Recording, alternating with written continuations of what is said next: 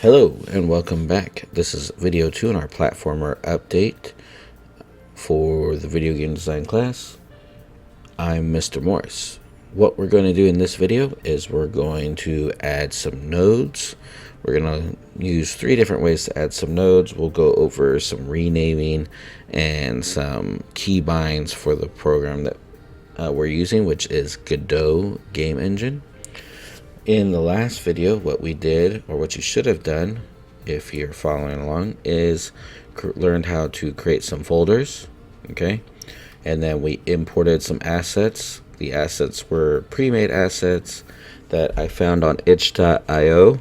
They're called the Sunnyland collection files. If you want to download them at home or work with them at home, they're created by the user Asimov. So from there, now that we've got all that out of the way and the attribution, because I forgot that in the last video, we're going to go ahead and get started.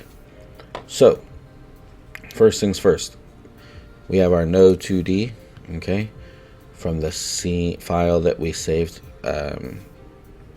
last video. Let's go ahead and click on the plus sign up here. That's how you add a node, one way anyways that you add a node. So from here, I already have it selected, but let's go ahead. This is what you're going to see, right? And from here, what you're going to do is you're going to type in tile map layer, just like you saw when it came up. Okay, so with tile map layer selected or highlighted, you can press create. Okay, and then we're going to come over here and choose empty tile set, right? See tile set empty, just select it. You're going to see an option here that says new tile set. Go ahead and click on that for me. You'll know you've done it right because you'll see tile set right here on the right under the inspector. You also see this orange grid pop up at the 0, point, right? The point of origin. Down here in the bottom, this bottom half of the window or third of the window, you have a bunch of options down here. One of them that's highlighted blue says tile map. It says this tile map style set has no source configured. Go to the tile set bottom panel to add one. The tile set bottom panel is right next to tile map to the left of it. Click on it. You're going to see this dark gray square box here. Let's open up our environments on the left in our file system. And I already have it opened, so we're going to go ahead and use it, the jungle one, and layer, double click on layers to open it. We're just going to add this back in there. Okay, it's going to tell you, do you want to automatically create tiles in Atlas? For these assets, absolutely. Okay, it's important that you know where you're getting your art from. If you're drawing it yourself, you need to understand and know the pixel ratio, because you may not want it to. In my experience with Godot, 9 out of 10 times the Atlas feature works perfectly, but there's always that 1 out of 10 chance that it doesn't quite work out the way you want it to. So know your pixel ratio and learn how to adjust it. But since this is an intro class, we're not really going to be going over it. This is your guys' first project, so we're going to keep things simple and streamlined and explain what you need to know for just to get started. Okay, so you'll see this orange grid up here on your background. Now come down here to the bottom where it says tile set, look to the right and choose tile map. Notice the orange grid is gone. Go ahead and just select the entirety of that background just to make life easier on us. Okay, if you move your mouse up, okay, you're gonna see the background appear. There's a few different ways to do it. You have your basic pencil tool, which you can draw with. It says paint if you hover over it. Okay, the shortcut is D on the keyboard. D as in dog, and then you can just start painting it. I like to start at the point of origin, and so I just paint and I'll just hold it across. You can also use the line tool, okay, and then you'll just paint a straight line, and if you move down or up, it will adjust with you. All right, you also have a rectangle tool. I would not recommend this unless you know exactly what you want with it, because if you do something like this, and you just hold it out. So let me zoom out so you can see.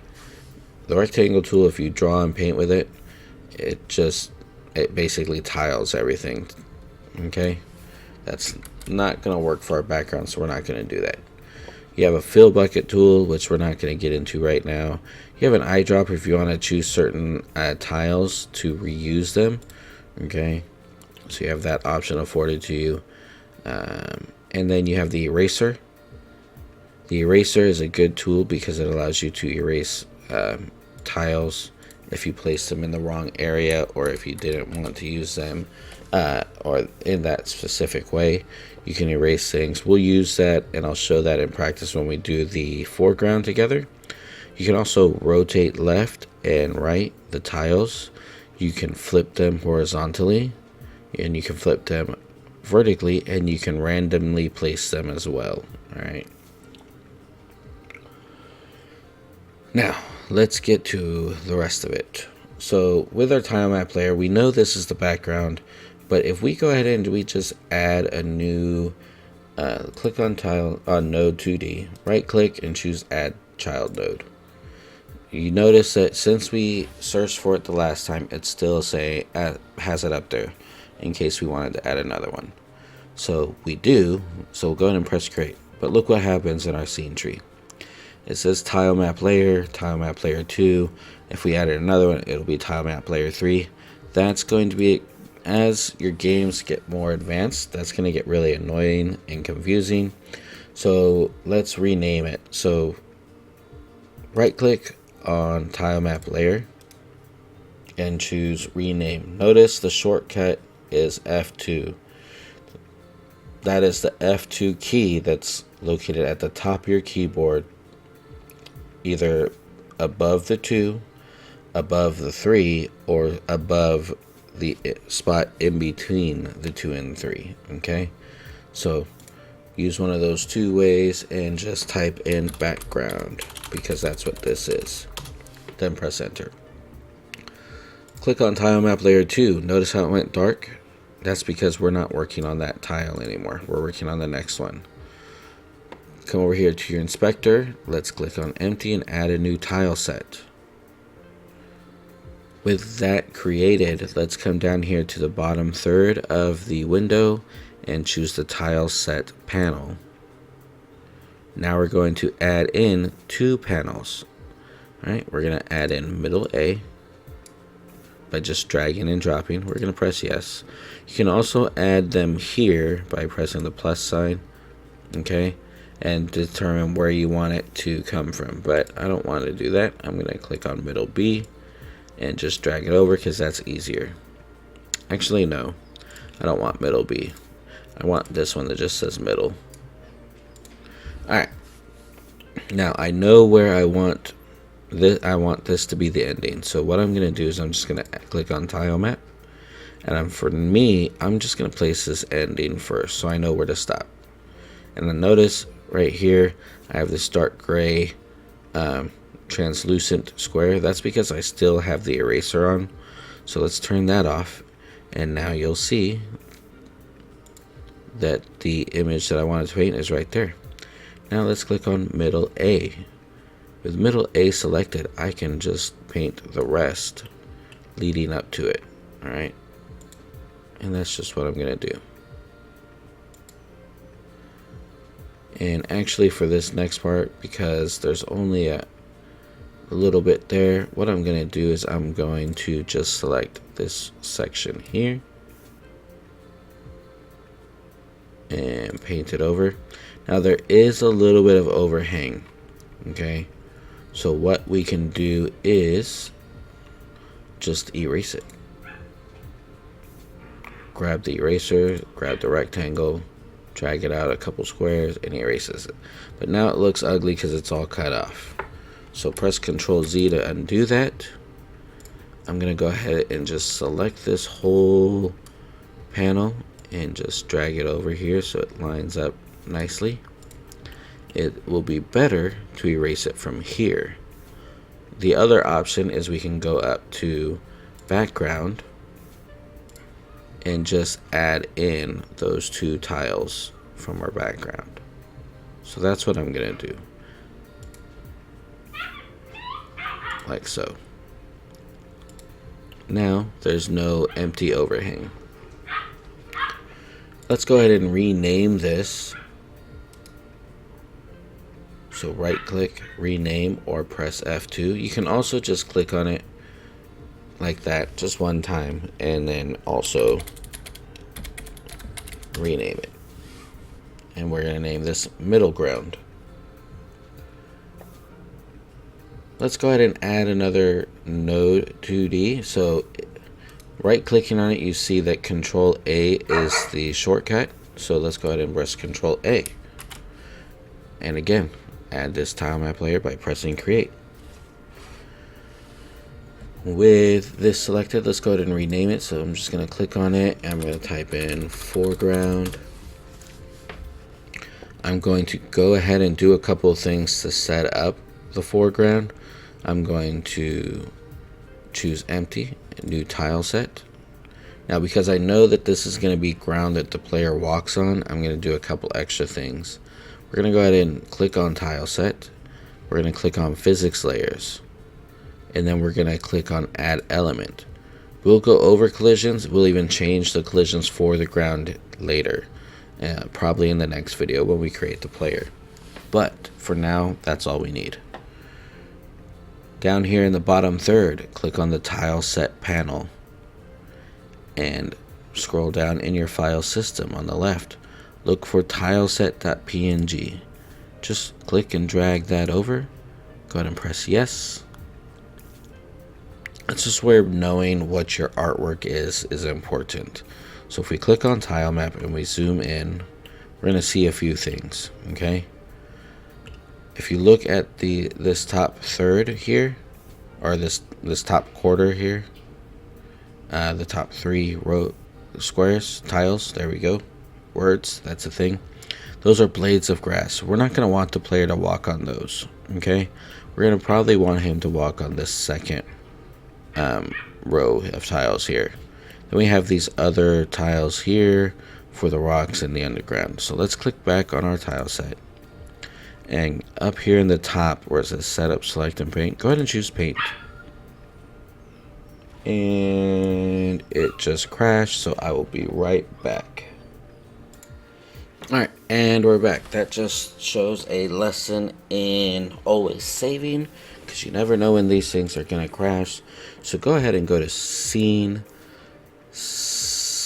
up here in the menu, save scene, because I had to rebuild all that because I forgot to save. Alright, and this is where we left off. Alright, paint, select paint properties and choose physics layer. You're going to see this blue box here in the middle show up. This is the collision box. Let's go ahead and just, for now, you don't have to do it this way. I'm going to do it this way. I'm just going to put it on these middle 2 rows here because I'm going to create some platforms and I don't want the player clipping through. And just in case we do like a little wall later on or something, and we use this asset in a different level, a wall to climb up, then the player doesn't clip through there and he'll be blocked as he tries to go through.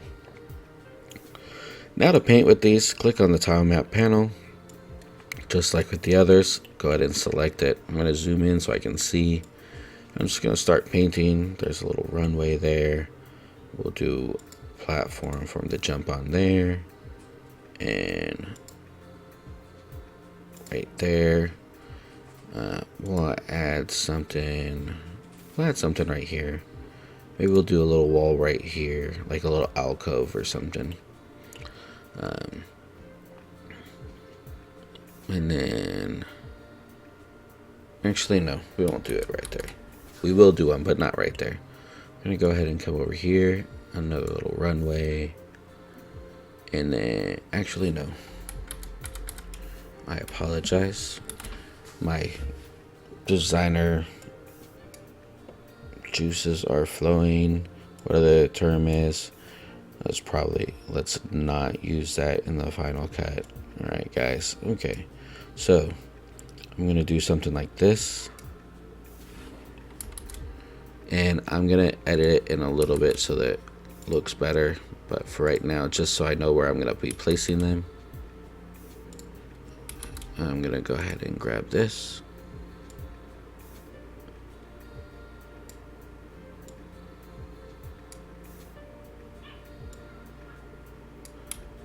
Actually, we're going to go like with this one down here.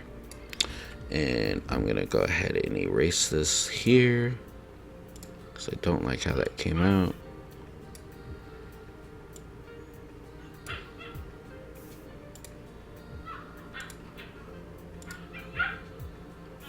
And what we can do is we can actually, with these, click random. We'll have the scattering, we'll just say 0.5.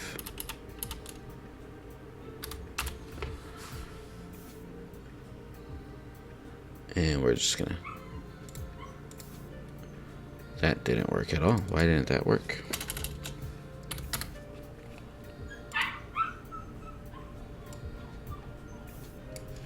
Definitely did not work the way I wanted it to, so we're going to turn that off and we'll mess with that later. I'm going to go ahead and just select these, rotate them some, just to add a little bit of differentiation to it. There we go. We'll put something right there. Let's give a way for the player to come back, kind of a long jump that he's going to have to make. And give him a little bit of a spring here to jump on to get back to where he was, like that. And we're gonna go ahead and erase this guy. We don't need those bottom one, those darker rocks right there or right there.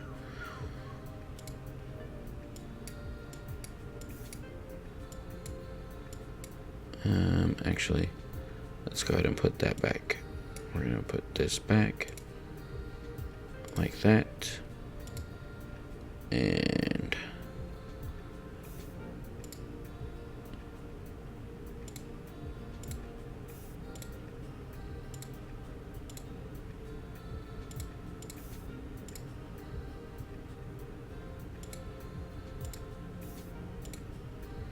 give that a little more stability right there. Try this again, a little more stability. There we go. And we need to finish off the level, so let's do that real quick.